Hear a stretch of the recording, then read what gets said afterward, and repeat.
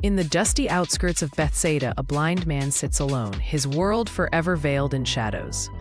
The sun dips low, casting long streaks of gold across the rugged hills, but his unseeing eyes perceive none of it. His gnarled fingers brush against an empty clay bowl, his only companion in this unending night.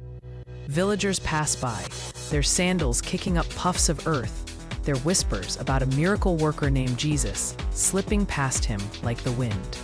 He is invisible to them, just another beggar swallowed by despair. Suddenly the air buzzes with excitement. A crowd surges through the village, voices rising like a tide.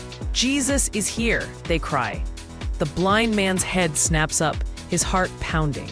Desperation claws at his throat as he stumbles forward, arms flailing. "Help me," he rasps, his voice raw with years of silence. Strangers pause, then take his hands, guiding him toward the commotion. For the first time in years, he feels the pull of hope, fragile, like a spark in the dark.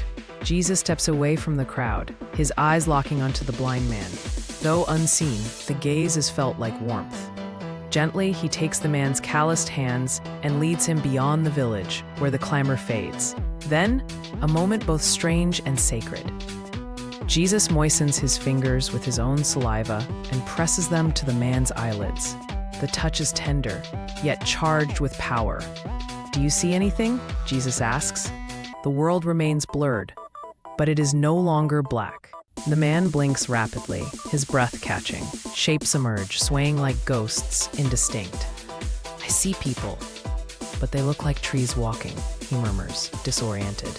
Jesus smiles, undeterred. Again, his hands press upon the man's eyes. This time, light floods in. Shadows sharpen into faces, blurry forms into the rugged slopes of Galilee. The man gasps, tears cutting through the dust on his cheeks. Healing comes not all at once, but in layers, like dawn breaking over the sea. Clarity crashes over him like a wave. The world is alive with color. The azure sky, the amber stalks of grain, the knowing eyes of Jesus. "Go home," Jesus instructs, his tone firm but kind. "Do not return to the village."